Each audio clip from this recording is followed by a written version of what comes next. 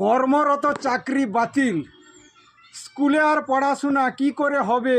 Master তো বাদ পড়লো, কে নিয়োগ দিবে? মাস্টার যারা থেকে গেলেন বাড়বে তাদের চাপ, শিক্ষার হার পিছিয়ে গেল অনেক বেশি ধাপ। শিক্ষিত মানুষ না থাকলে দেশ হবে পরাধীন, জনগণ ভিক মাগবে, বাড়বে দেশের ঋণ। বিদেশি শত্রু আসবে দেশে লুটপাটের জন্য, শিক্ষিত সব বেকার হলো, হচ্ছে তারা হন্য। সাধুর সাথে অসাধু মিশিয়ে দিল যারা দণ্ড, তারা হলো এ সমাজের এক একজন পাষণ্ড। মুখে বলছে পাশে আছি, পিছনে দিল বাঁশ, দেশের মানুষ দেশটাকে বানাতে চাইছে কৃতদাস।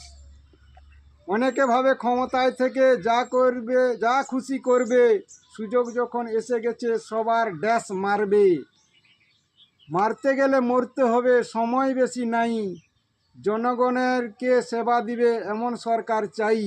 রাজনীতিকে রান্নাশাল কেউ যদি ভাবে, রান্নাশালে তাদের পরিবার সব খাবার খাবে। নমস্কার।